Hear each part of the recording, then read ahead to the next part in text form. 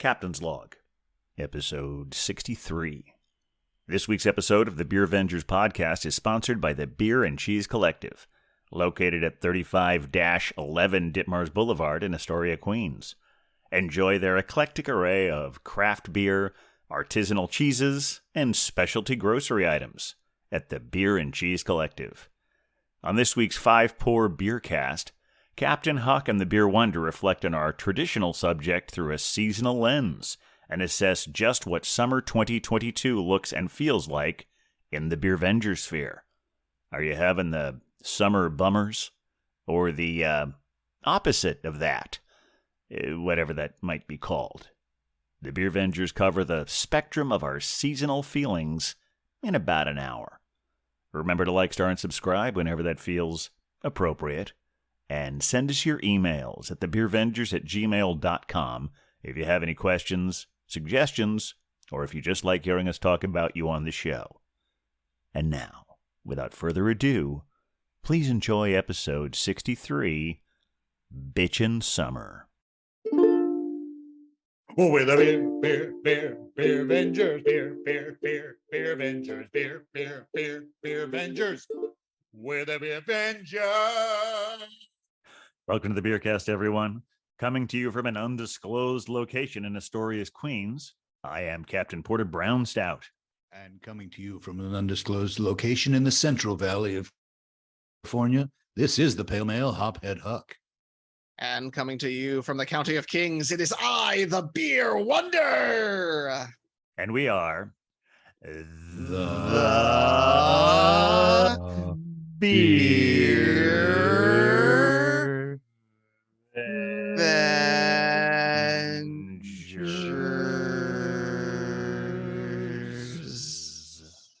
Ooh.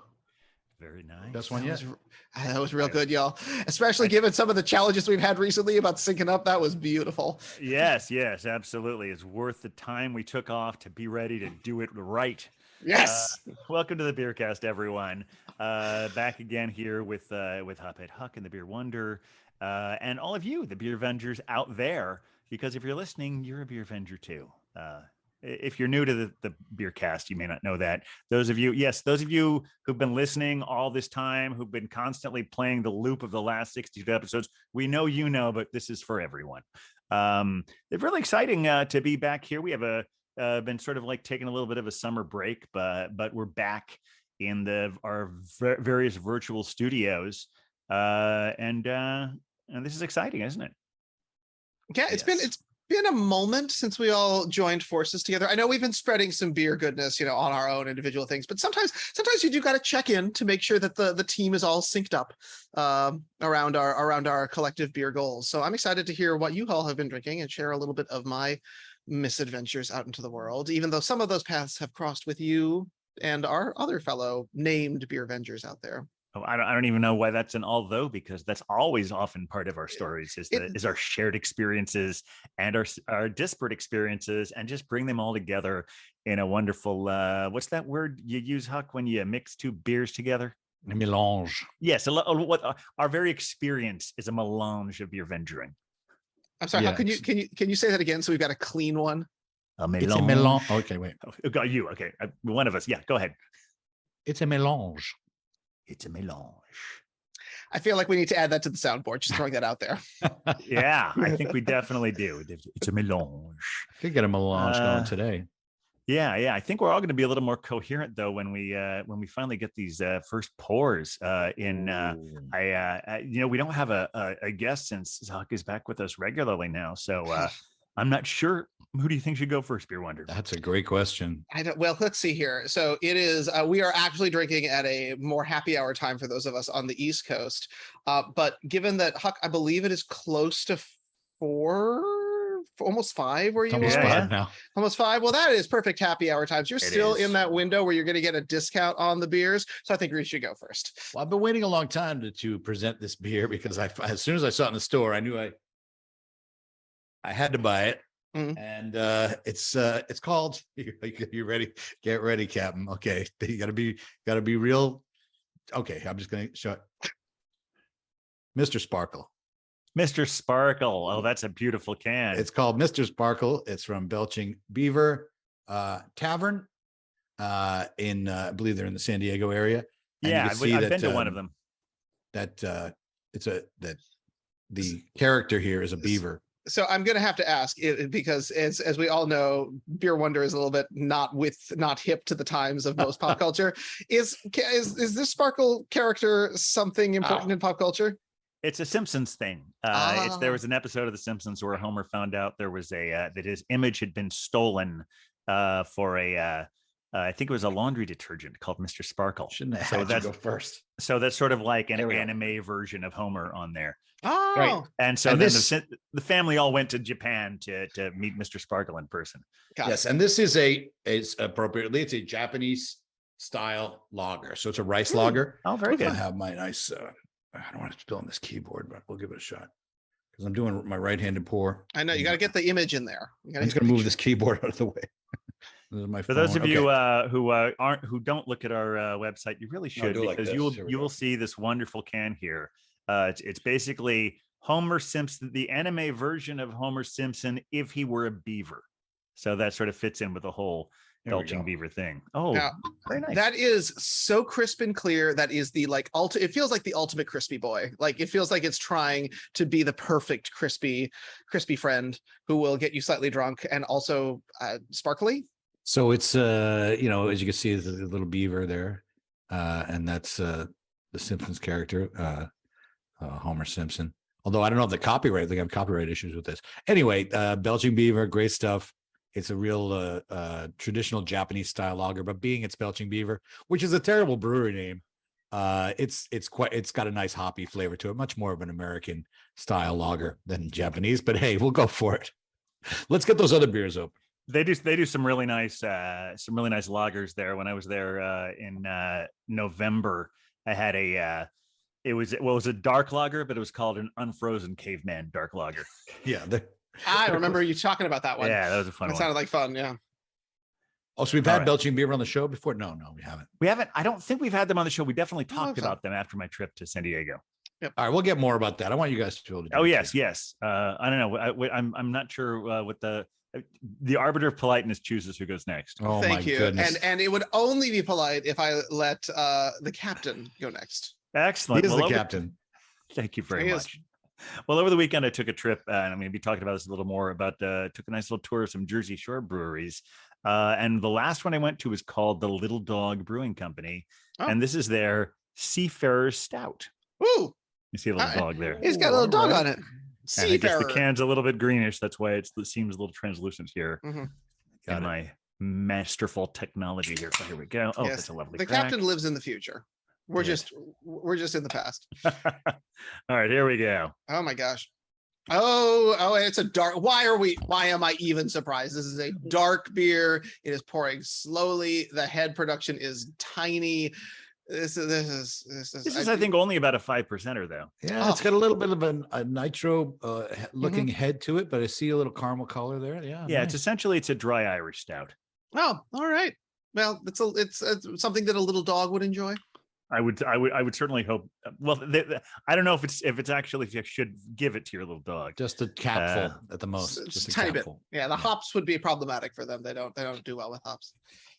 All right. Well, I guess it's off to me. Yes. Yes. Okay. Well, everyone is prepared to be utterly shocked because today I will be drinking a sponsored pour. Yeah. It's a sponsored pour. That's right. From our dear friends at the Beer and Cheese Collective in Astoria, where you should be going for all of your beer needs. Of course you should. 35-11 Ditmars Boulevard. That's it. Only the finest. In fact, they just had a birthday party recently, which I'm sure we'll discuss. We certainly shall. Here. And I have one from a little brewery here in New York City called Deep Fried Beers. They're based out of Sunnyside in Queens. They are brewing at the Alewife at Alewife Brewing on their equipment right now. And I have their Firepower, which is going to be a nice hazy New England style IPA. And the I feel like the like orange color and this like person walking through a flame really encapsulates the heat wave we've been going through in New York City. So I think we're in a good moment for a beer like this. That's some nice can art for sure. Yeah. I think that time you and I visited up there back around January or February, I think I might have had one or two of those beers when I was there. It's got a lovely grapefruit juice look to it. Oh, it is. Yep. No head production at all. Well, it's some big bubbles. There we go. Now it's starting. Ooh, that's a haze bomb right there. I know it is going to be. It's going to give me all the vitamin C I didn't ever need. Oh, that's beautiful. Mm-hmm. Oh, and I can already smell it. It's real good. All right. Alrighty. Cheers. Cheers, gentlemen. Right on. Ooh, it's very nice. Now this Mr. Sparkle is what we would call a super drinkable. What do you call it? A quaffable, crushable. It's a real crusher. Yeah, it's 5%. So it's not it's not super light, but yeah, really a good hop flavor. I would definitely call this. We have American lager is a style, but I think there's another style, the American craft lager, which is a little bit, or craft pilsner, which is a little bit hoppier, and especially with California ones, like this just has a little bit of that juiciness to it. And if there is rice in there, I think it's fairly light. I mean, yeah, it's got a light color, but it's really got a strong flavor. Really, I'm impressed by this beer, and I'm sure that Homer would be too. I know my favorite thing in that episode when they go to Japan is they sit at this American restaurant where all the tables are shaped like the States. And he says, "Oh, we got stuck in Massachusetts." Not a great Homer imitation, but I was almost a little bit Margie there. Oh, we got stuck in Massachusetts. Oh my God. Yeah. Well, I had the brother-in-law here this week. We've spoken of the brother-in-law before and the whole family, which was nice. But we had to keep them not drinking because they're huge Simpsons fans too. My sister and her husband. So we had to I'd like, no, I'm saving that for the podcast. We drank everything else in the fridge. Good. I'm glad to hear that someone is helping you clean out the fridge, because I know that had been a solemn responsibility that the captain and I had assisted with, and so I'm glad that's being cared for on your end. We had a pool party last week. We've had a lot of family visiting, so we've had people drinking the beers. Yeah. I mean, I am really glad that Belgian Beaver chose that and didn't go with their original choice of a name, which was, I think it was going to be called the Queefing Clam. Well, that's wrong in a few ways. I can't verify whether that's true or not, but it sounds true. Oh dear. We've turned the pale male red. We have. We have indeed. Oh, you got me on that one. That's funny. Anyway, so I don't know what the little dog would have originally been called, but that's what this one is. This little dog. Strangely enough, it's one of those. It's a pretty small operation there. I think 4 barrels. It may be a little bit more than that, but just roughly that. But it's a small enough place. It's like a lot of these. I went to a whole variety of different breweries over the weekend, and this one is like it's pretty much just there's a fairly small indoor and outdoor seating area with a little brewery in the back. But it's small enough that even though they have pictures of this dog that's on this can everywhere on merchandise and everything, people aren't actually allowed to bring their dogs to the brewery. Oh, the irony. Is that like a Jersey thing, or is that a policy at the brewery thing? I think it is probably a policy because of what they're required to do. My guess is. I see. Well, out here, it's like it actually is a state law that you must bring a dog to the brewery. They kick you out if you don't have one? They won't serve you. Can you rent one at the door? Yeah, they do have like escort guide dogs. Yeah, exactly. They're technically service dogs. They're there to escort you into a brewery. My guess is also it's a pretty open area between the tasting room and the brewery itself, and it's not really that blocked off. So if dogs were there, it would probably be hard to keep them out of the brewery proper. So they probably that is probably not allowed, I would imagine. But anyway, this is a wonderful. Like I said, it's a nice. It's got a pretty full body for a 5% stout. But it's got that nice sort of those coffee flavors to it. Very, very, very, very drinkable. Good summer stout, I would say. Good. Yeah. Hey, hashtag it's always stout season. Yeah, well, Well, it is. It is. If you are the captain, that is accurate. So, well, this one is delightful. It is orange juice. It is 8%. It is. I misspoke earlier. It is indeed a double IPA. So let's not explains the smaller head there. Yeah, exactly. And it's not nice 8%er. I did want to talk a little bit about deep fried beers because they're super fun. They are a sublet brewing company, and they focus on, according to their website, decadent over the top beers. Correct. Okay. This is an oat forward. It's using oats and other grains in it. So that's part of why we got a little bit of the haziness. There's all sorts of extra sugar in there. It's got like a mosaic sort of feel to it and sort of a citra element. So I'm getting a lot of like orange juice, guava, mango, all that stuff that you'd expect at the front. And the aromas are really intense there, but it's very bitter at the end. It's kind of like this piney, herby thing on the second half. So you're getting a little bit of the best of both worlds. I don't know if I'd really call this like New Englandy, because I think of those as like actual juice bombs, but this one's giving me some of that pininess that I love and that resiny feel on the back end that I love out of a West Coast. So it's lovely. I would say just from the color alone, you'd have to call it a New England one. It does feel like that, right? But the flavor is so bold it's giving me maybe this is the perfection of that Midwest IPA that I keep searching for. It just happened to come out of New York City. Who knew? But it's real nice. It's real quaffable. It goes down a little bit too easy for 8%. And I do want to point people over to the Deep Fried Beers Instagram, which is at Deep Fried Beers. They have an excellent picture of this firepower in a funky mushroom glass, which has sort of a narrowed base and then a tapered like cap, like you'd expect on a mushroom. And it looks like some sort of psychedelic dream. It makes me very happy. And they do hashtag it as juice bomb. So perhaps I have been overruled by the brewer themselves. I just think it's giving me a little bit more bitter than I'd want. That said, I will take all of them. You can just deliver them straight to me. And oh, by the way, you can order their beers online. Yes. So, although I do want to offer one update. Yes, that beer you have there was brewed at Alewife. I did recently read a month or two ago that they've outgrown that space and Alewife needed their space back, and they have moved to Crossroads Brewing. Oh, lovely. It's just a little bit upstate, not very far upstate, but like around the Hunter Mountain area. I only know that, because I was with some friends at an Airbnb a few years back, and I remember I had to drive half an hour, so I've been to Crossroads. In fact, they even have a growler from there. Nice brewery, but I can see how they might have a little more space for them there. That would probably be good. Yeah, and it does look like they've got some information about Crossroads Brewing on their most recent Instagram post, which came 3 days ago. Also worth checking out because they're the phrasing of it starts with oh shit y'all.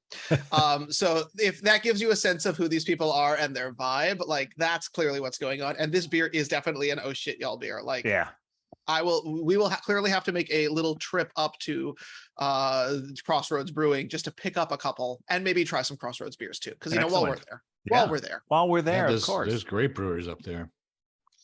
I miss the Hudson Valley. I'd like to go up there myself. That's and the name Deep Fried too, just screams, let's go for it. Yeah, decadence. I mean, it harkening back to, we're getting to we're in August. So end of August, of course, for me is Minnesota State Fair, where everything is deep fried. And honestly, with the bitterness and the high alcohol, I bet if you did this with something that was deep fried, it would cut through some of that grease and really kind of make it a nice combo with that kind of thing. Well, you have to beer battered fish and chips, that kind of thing. Exactly. Or a corn dog IPA. Why has someone not done that? I'm sure they have.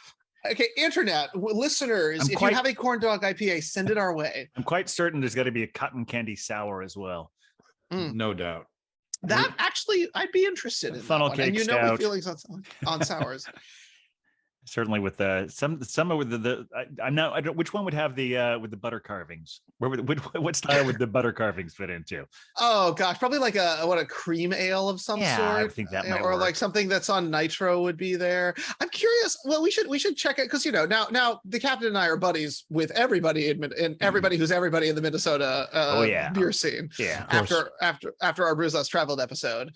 But I wonder if the folks at Fair State, who are relatively close to the state fair, and I know that they do have a beer that's there, of course, but I'm wondering if they have like toyed with the idea of like the Butterheads beer, because that is so iconic, so like ultimate Minnesota State Fair.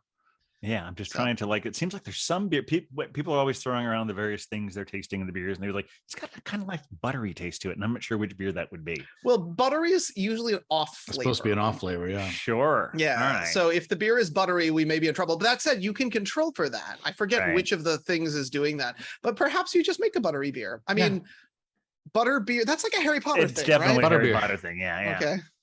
Well, we have the lactose in the beers, and so That's sure. That gives it a creaminess. I would think a milk stout would be great for a state fair. No doubt. That would be a captain only suggestion. Yeah, I mean, I don't think you'd really need to have the deep fried Oreos in it, though. Right.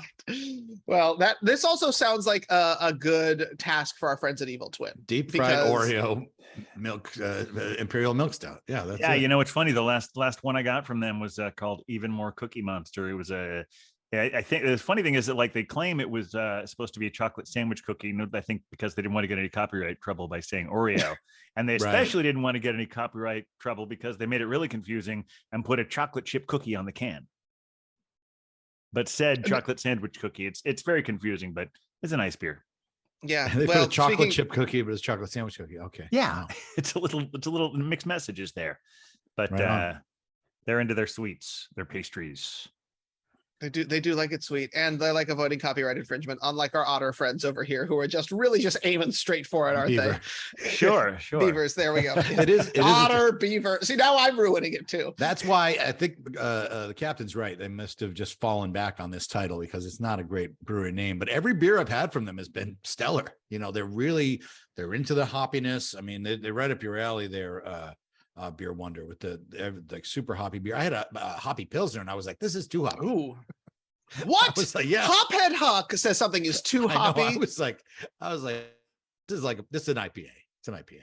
But that's the new term, the cold IPA. Have you guys seen this being thrown around? I have indeed, and I've got a note that factors into one of the places I've been to recently. Well, for the listeners for the listeners who aren't up on that, should we at least define the term now, or should we save it? Well, the cold IPA has always been known as the IPL. Yes. If you go back to like Jack's Abbey, right, we had like the Jack's Abbey Kiwi Rising was one that I really liked. So I used to get that at Barcade and places like that. And like, oh man, I love that Kiwi Rising. And it tastes like an IPA, you know, like a West Coast style IPA, but it's a little bit lighter in color and in texture too, because it's more of a lager. It is a lager. And now they're saying cold IPA is essentially the same thing. But so basically it's like a lager. It's an IPA that is made with lager yeast. And so still has that hop forwardness, but maintains a little bit of that crispiness that we like out of a lager. Right. I had a great one last week from Fremont Brewing up in Seattle. I think you've probably had the Dark Star from them, Captain. And so this is the one non-California beer I've had. Came from Washington.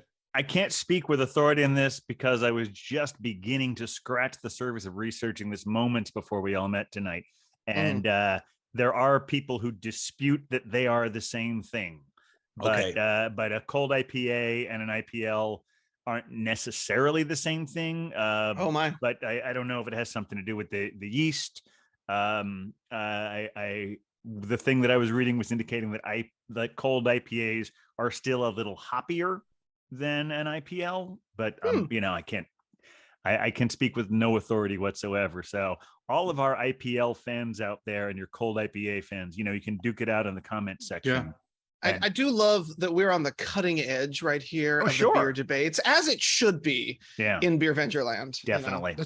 That's right. We're right there. We're so on top of things. It's why we're here. It's important. This is the duty that we do for everybody. That's what we do. That's what we do. No, I know. But that said, Oh, sorry, go ahead.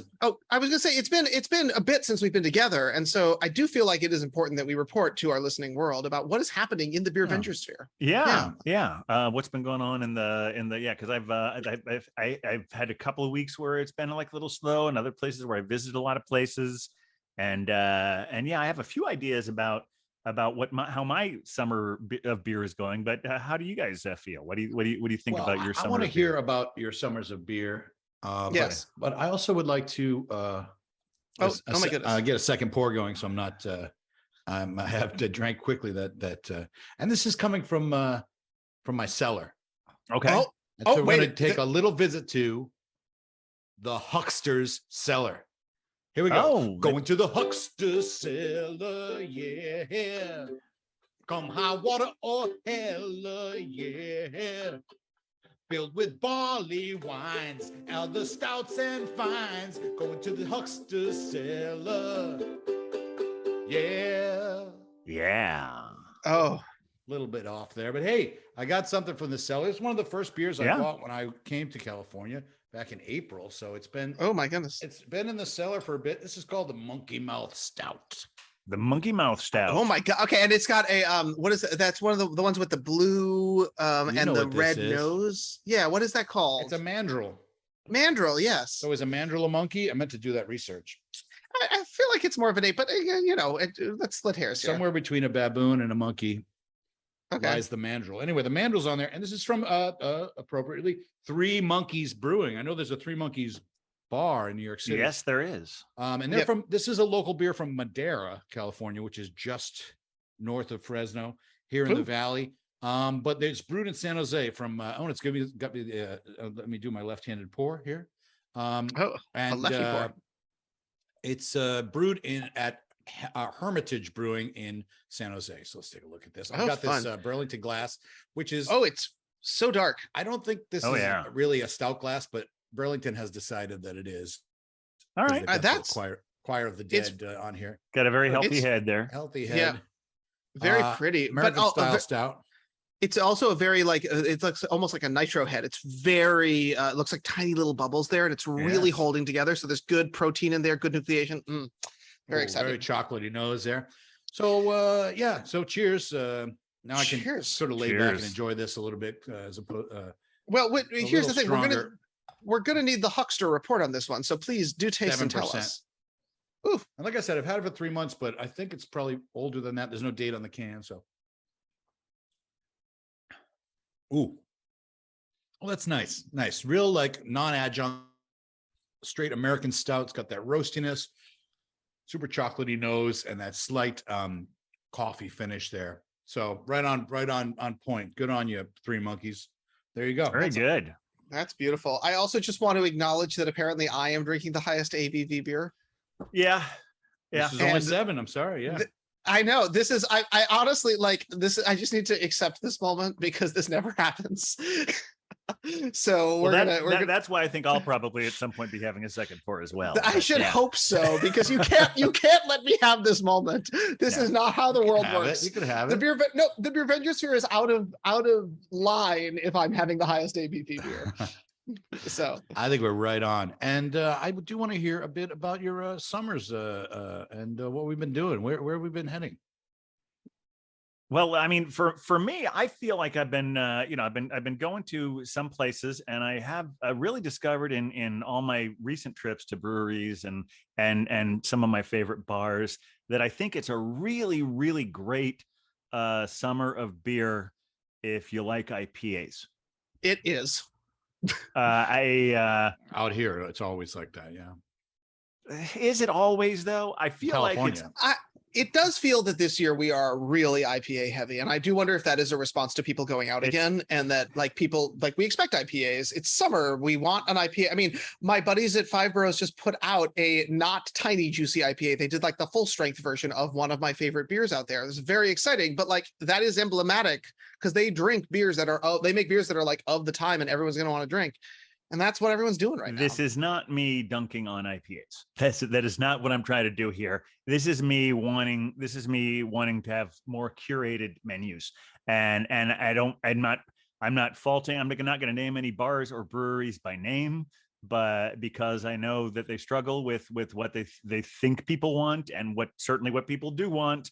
But sometimes I find the curation is getting a little monochromatic, shall we say.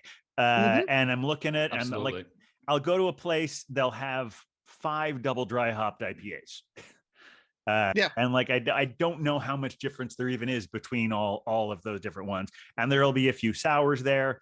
I'm finding myself, I mean, I think the last time you and I hung out, Beer Wonder, I was just saying, I'm starting to get a little bored with what I'm seeing around. Not that I'm not willing to try those IPAs or those sours. And certainly I've had some like wonderful gozes now and again, but I find myself more and more looking at a menu and just thinking, okay, I guess I'll have that one. Which it pains me to say this because I will keep going back to these places. And I just think, but then about a week or so ago, I finally took advantage of the fact those of you, I think always initially, most of our listeners are in the New York City area. In New York City, we have this thing called the ID NYC, and it gives a lot of like really great deals to various institutions. And I recently wound up getting a membership to the Film Forum, and I went to see HUD about a week or so ago because I've been watching this documentary. I don't know if you've seen it. It's on HBO Max. It's about Paul Newman and Joanne Woodward, and they talked about HUD. I'm like, wow, that sounds. I've never seen that movie, and so I went to Film Forum and I realized I was in walking distance to the Blind Tiger, and Blind Tiger restored my faith in the art of curation. Well, if anyone was going to do that, Captain, I feel like Blind Tiger, an old tried and true staple of the beer scene in New York City, would do that for you. I'm not going to say I was surprised, but I really did feel like I had my faith restored because the thing is, like, they had plenty of IPAs, but I also wasn't able to try everything I wanted to try because everything was so incredibly eclectic. So I'm going to I broke it down. In case anyone out there who's programming your bar, wants like, okay, this is like a really full rounded. Now, to be fair, they had out of 28 taps, they did have 8 IPAs. Well, that's again, they're on trend. They know who they're selling to, right? Sure. And of the 3 regular IPAs, one of them was a West Coast, and of the 4 Imperial IPAs, one of them was a West Coast. And they also had a single, to bring this full circle, a cold IPA. All right. Now I'm going to read everything else they had. They had a pale ale. They had an English mild. They had a Berliner Weiss. They had a barrel-aged porter. They had a sour. They had a barley wine. They had 2 stouts, one of which was a milk stout. They had a brown. They had a cider. They had a... Now, I'm not even sure what this was. It was, I have the word Abbey. I'm not sure what that means. It sounds like something Belgian. I think Brett was on there as well. Okay. They had a farmhouse.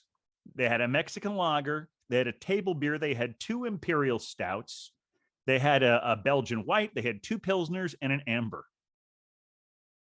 That's even though they great sort list. This is what I'm saying is, like, I'm not against IPAs. I want people who drink IPAs to be able to have something good, but man, that has plenty of stuff for IPA drinkers to choose from.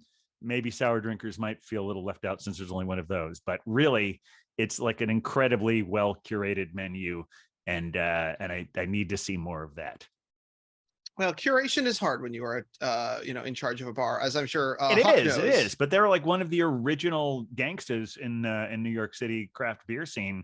Not always at that location, but they're like, I feel like they're the velvet underground of craft beer bars, because it's like everyone who worked there went and started their own bar and they were like original scene, went and started their own bar somewhere else eventually. Right on. Well, I just went to a place called Out of the Barrel, which is right here in Fresno. Great place, really nice beer list. And I got their beer list up here, and I just did a quick count. Out of 32 taps, 12 IPAs. Yeah, that's still a lot. Yeah, but that's how it is here. But I got to give them credit. Like 3-4 lagers. They got a Maibach on here, a red ale. They got not a lot of stouts. That's the only issue. And I think that it has to do with, there's a farmhouse, a honey beer, there's a porter, and there's 2 stouts, and then 4 sours, a cider. No, there's another stout. So a cider, and then 1 hard kombucha.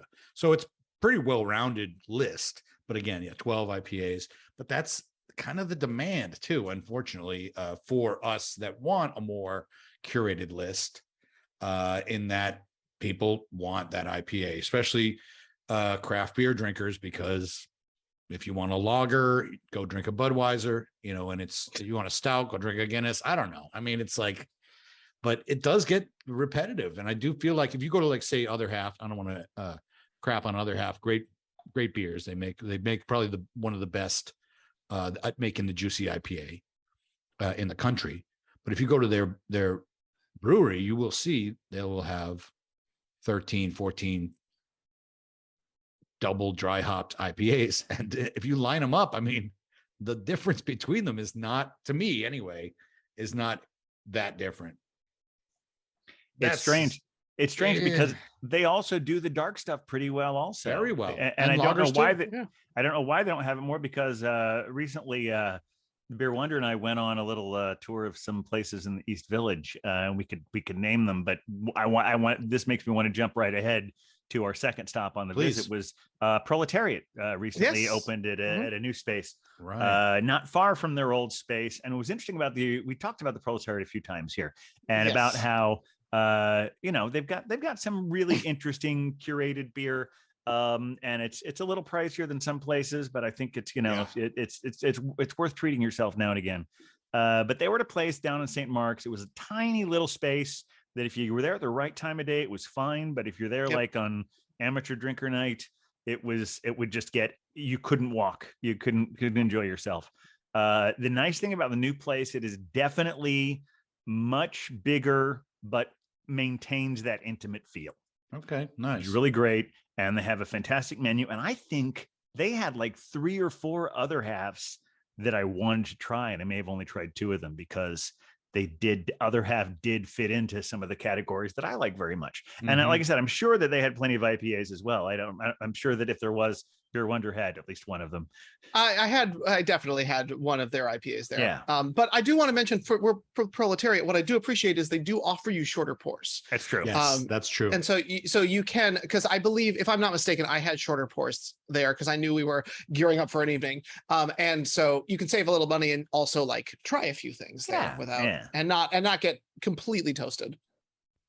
So yeah, and I used to go do the Proletariat on Tuesday nights because I was at I used to go to this open mic, which is still going down at St. Mark's every Tuesday, the open mic at Under St. Mark's, and it was 2 doors over was Proletariat. So if you get yourself on the open mic list, and if I was like 20, I'd be like, I'm going to go to Proletariat for a couple. So it was always a nice mellow vibe. It's nothing.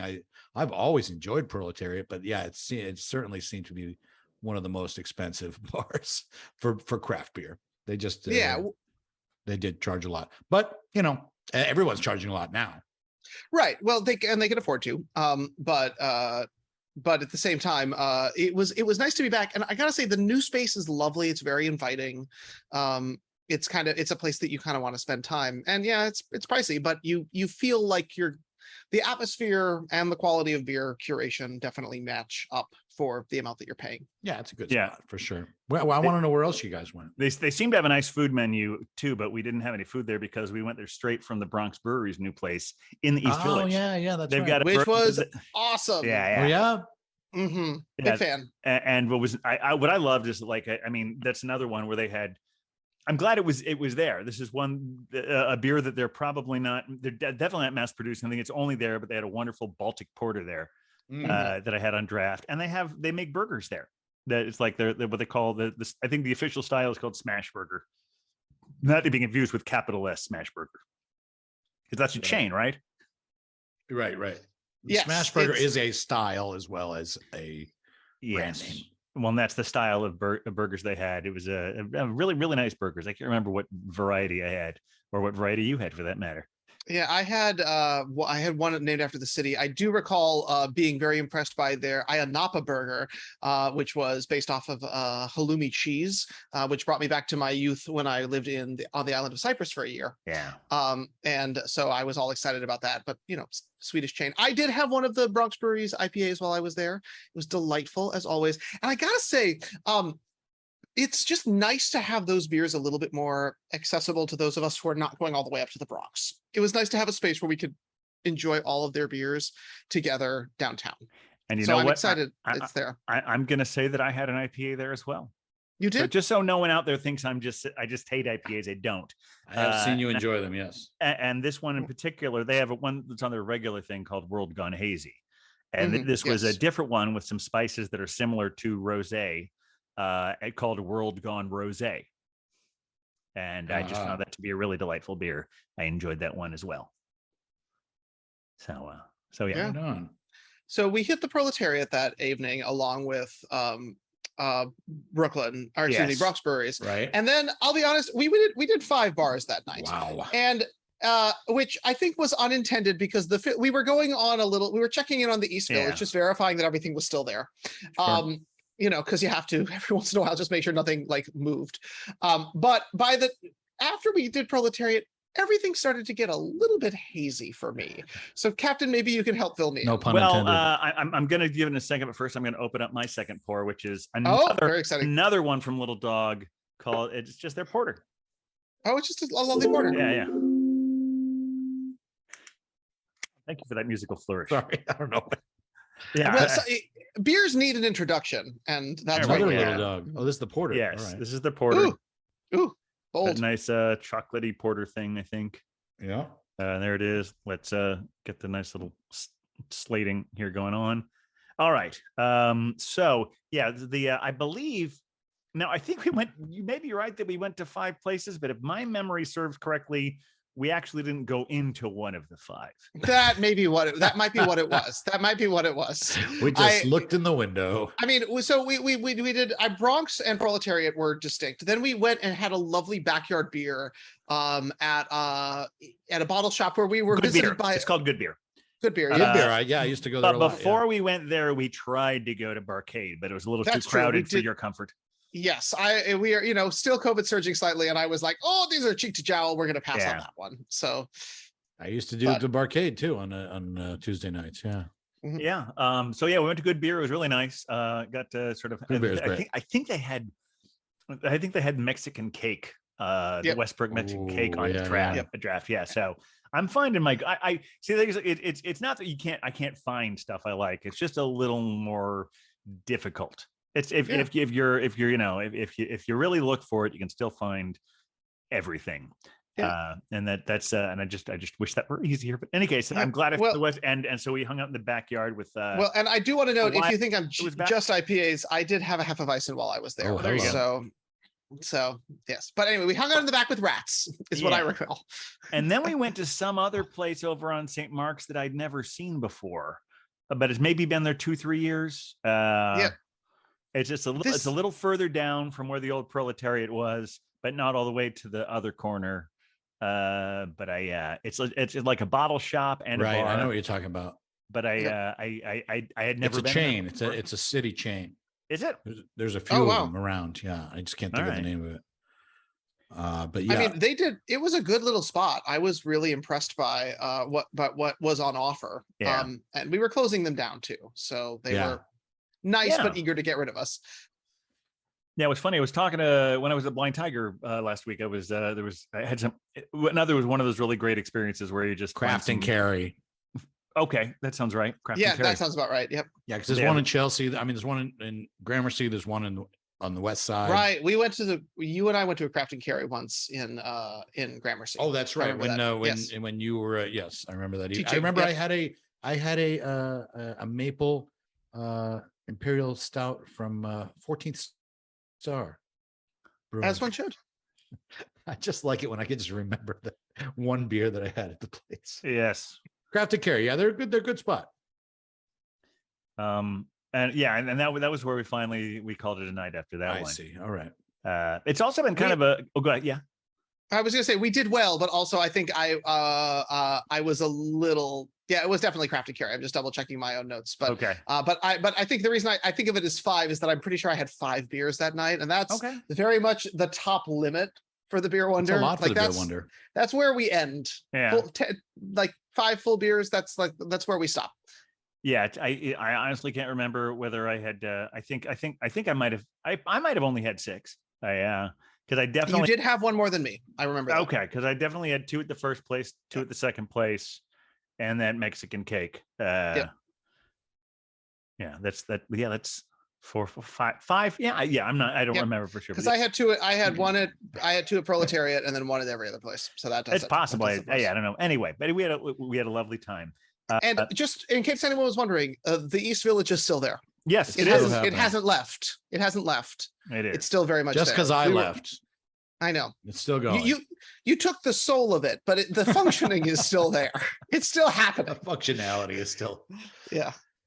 Yeah, and the open mic still goes without me. Mm-hmm. So that sounds great. I wish I could have joined you on that, guys. Well, you'll just have to come back. Yeah.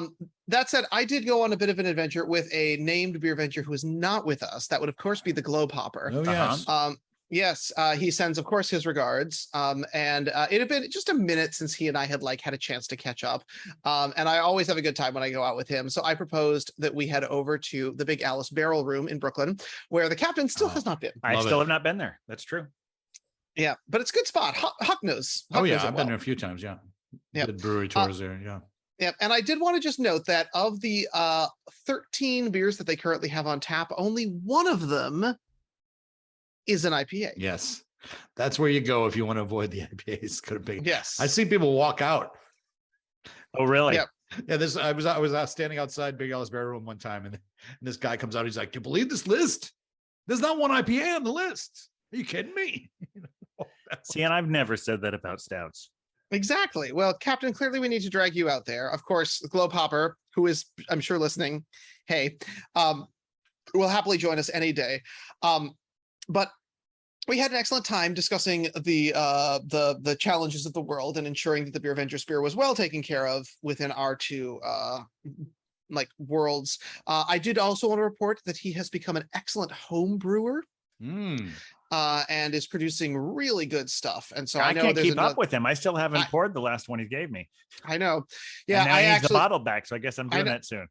Well, exactly. I'm actually hopefully going to be making a delivery of stuff to him in the next couple of days, so that he's got more room to brew, because he's like knocking them out and consistently making great stuff.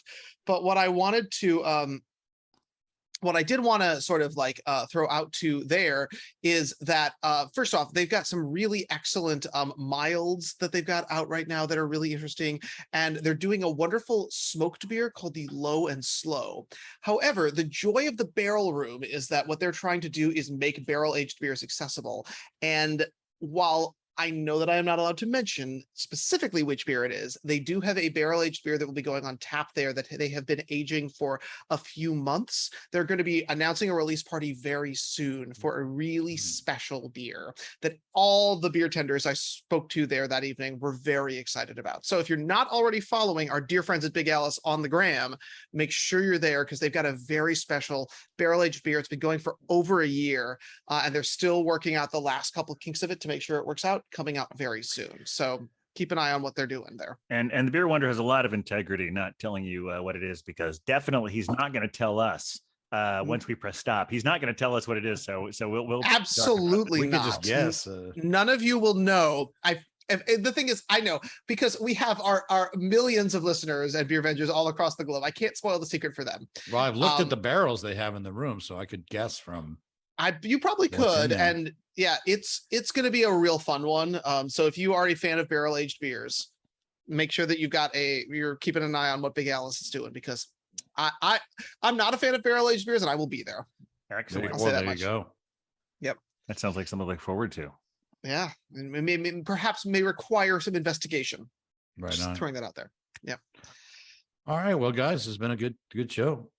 It is. I did want to mention a couple more things. I don't see where are we going too long? No idea. No idea. I mean, neither, because we got so many interesting bumps in the road today. I know, it's we've learned things. If we're doing that, I did want to throw out one more like fun little misadventure I had. Please. So in the weird world that consists of the Beer Wonders life, I did wind up at a brewery. Weird. Or a brew pub called Esther's Pub in Denver, Colorado. Now we may know that Denver is, a beer town, an amazing beer town, yeah, and truly exceptional beer town. Well, the Esther's is a beer bar and pizza place, which also, as we all know, is probably the best combination out there. Of course. Oh, yeah. Yeah. Really excellent combo. And so unfortunately, because I was there in a work circumstance, I did not get to fully investigate Denver's scene. So I'm just saying it requires additional Beer Venger work. So I'm just putting that out there to all of our fellow Beer Vengers. Do your work and let us know. But I was able to get my hands on a delicious Coriolis effect from New Image Brewing Company, which was a New England style IPA, roughly 6.5% from Arvada, Colorado. And it was everything I wanted in a Colorado beer. That said, the number of times I had Fat Tire pushed to me just kind of warmed my heart. And if you go to the Denver airport, they have Fat Tire to go. And I was like, you know what? This fits every stereotype I ever wanted with Denver, and I'm proud of it. Did you find any of the New Belgium that you don't see here that you wish they had here? See, that was the thing. I was trying to find a like weird one, but most of the stuff was stuff that at least in grocery stores, I didn't go to the brewery and I didn't see anything on their beer list that seemed particularly exceptional. I think once you're in the airport, I imagine they put restrictions on who can be there. I bet AB InBev's got like rules and nonsense. Yeah, and if you go to their brewery, it'd probably be different, but yeah. I'm sure, yeah. But what I was seeing in grocery stores and what I was seeing at the airport, none of it really rang as like the, oh, New Belgium, I really want that kind of thing. Yeah. All right. Right so on. There, I do want to. I know we've been here for a while, but I do want to just give a shout out as far as birthdays go, because well, first of all, Beer Wonder and I, we forgot to mention on the last one that we went to the Ponies. That is true. Was their 13th birthday this year? Lucky number 13. Yeah. Yes. It was good times. Yes. And then also, Jared just celebrated the first year anniversary of Sweet Avenue last weekend. Hey, congratulations, Sweet Avenue. That's awesome. So happy birthday to them. But I've got to mention especially our sponsor, because we talked so much about it last year, the Beer and Cheese Collective, as they're now known. They have been in business for 8 years. None of the other Beer Vengers who were there with me last year were able to go. So my friend Ray, I've talked about him on of the Beer before. Vengers. Well, I was there. I wasn't there. I'm shaming them all. And one of them had COVID. No. Awkward. I'm glad they didn't go then. Yes, yeah. Me too, because I wouldn't want to sit with her. What about our friend? What was his name? I don't remember if I saw him. He must have been there. I was hanging out with my friend Ray. I mentioned him a while back, way early on, because he was sending emails, listening to some of our first ones. In fact, we need to have him on at some point or another. But it was the first one of those he's been to the place before, but his first birthday he'd been to, and it's always nice to have a situation like that to introduce someone to the place. Nice, because that's always nice. Yeah. I've managed to do that a few times, so that was really great. And I won't go into their incredible list of curated beers they had for that, but just know that the last time I was there, most of them were still on draft. Nice. Rather than switch back to their regular thing, they kept most of their anniversary beers on there. So if you want to go there and explore that. Also, by the time we release this will be irrelevant, but Killsborough is having a special tasting event there this Friday that I'm looking forward to going to. I actually was able to visit their new space with the Belgian Beaver about a month ago. Nice. Had a really nice time, a little day trip out to Staten Island. And speaking of day trips, I have to mention this. I know you're getting a little tired, Huck, but I mentioned this brewery. Yeah, it's already 5:41 in the afternoon. So. Yeah, I know. It's almost time for the early bird special, isn't it? That's right. It's past dinner time already. But I really got to talk about this wonderful trip I took to the Jersey Shore on Saturday. Yeah, I want to hear about that. Yeah, that sounds like fun. So, as you know, we work for a company called, all of us happen to work, not all the Beer Vengers, but the three of us and a couple of other ones happen to work for City Brew Tours in various capacities, and they just opened a new franchise in the Jersey Shore. So the Woo. Belgian Babe and I got on the New Jersey Transit, went out there. They picked you up right at the train station, and a guy named Darren, who has the new franchise, he took us to all these places. Also, I mentioned AJ, one of our fans last time, Yes. who listens to us while he gardens. We should also have him on for the record. Absolutely, we should. Yeah. He and his wife Katie were there. They just had twins about 6 weeks ago, and Hey, I think it was AJ. their first time out of the house. That's but it was great. What fun. It was kind of funny though. We're sitting at a table with them, and she was like, it's strange hearing your voice and seeing a face, because I guess AJ listens to me without his headphones in, and she recognized my voice from the podcast. Oh, that's great. Shout out. Yeah, but it was great, because it's like some of these breweries on the Jersey Shore is kind of a sprawling place. So we're stretched out. So Darren had a lot of like great facts about both the history of beer and the history of the breweries. The ones we went to, in addition to Little Dog, were Jug Handle, Alternate Ending, and Bedford.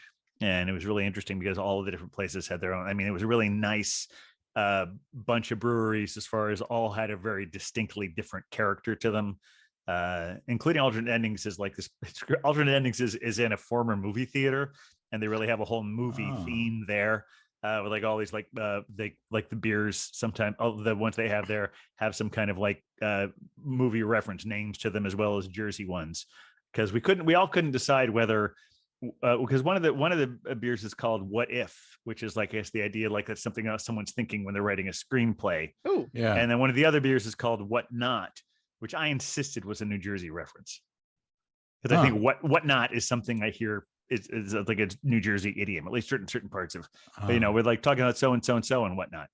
Oh, I was thinking George Wallace, the comedian. Yeah, that's his kind of catchphrase. He says whatnot as well. Yeah. He might be from New Jersey. I'm not sure. If you follow his Twitter. Yeah, and I recommend it to everyone. George Wallace's Twitter is very funny. Excellent. But if you ever see Kevin Smith interviewed, he says whatnot like every other sentence. Ah, okay. Maybe it is. In addition to actually another beer that Katie asked me, like, what or I think, I can't remember if it was Katie or AJ. I think it was AJ. I said, can you explain to me what this beer means? There was something where it said Snoochie Boochies, which is a reference to Jay of Jay and Silent Bob. Yeah. yes. How cool that you got to go on a tour with AJ. That's fun. But but Darren gives a really nice tour. So if anyone is interested in going on that, they were all really nice breweries. Because it was cool. He was giving us stuff about the area. Now here's something I did. Have you ever heard what sometimes is known as the grandma pizza as New Jersey style? I know about tomato pie is what I understand is a Jersey style. Well, it's kind of like a thin topping and a really spongy crust. Yeah, isn't that like Sicilian? That's what I've always thought. That's what I thought too. But Darren referred to it as New Jersey style. Oh, okay. Well, tomato pie I know is the sauce on top of the cheese. Yes, that was not this. No, and that is related to New Jersey, as is scunguli. Scunguli, which is conch. Scunguli, yeah. which is conch.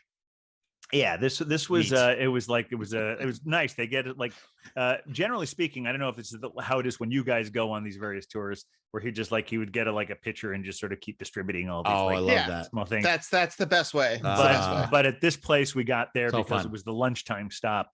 They had all our flights laid out for us and brought us the pizza and traditional Caesar salad.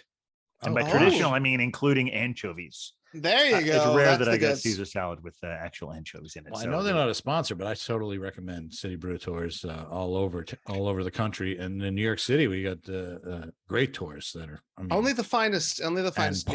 Pours galore. That's what I love about it. But I gotta say, if you want the ultimate experience, whether it is with beer, ice cream, or tea, it's unboxed experiences on the internet.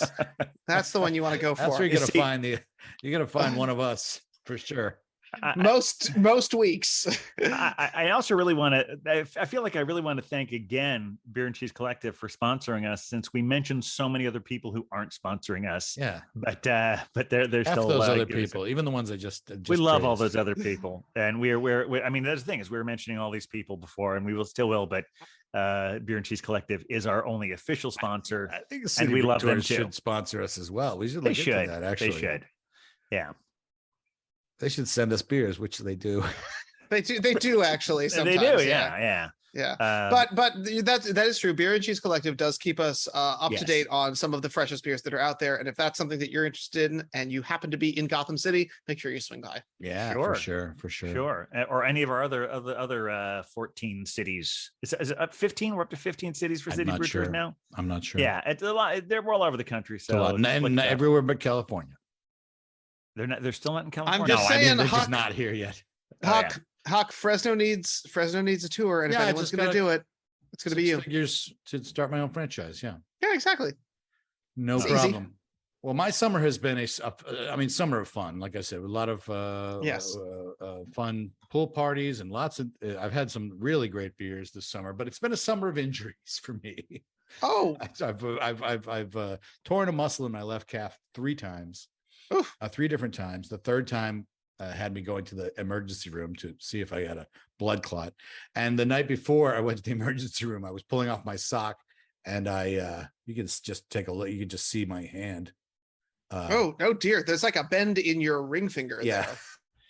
So it's like it doesn't really hurt anymore, but it's still not straightening out. So I've been having some problems, but still great beer summer.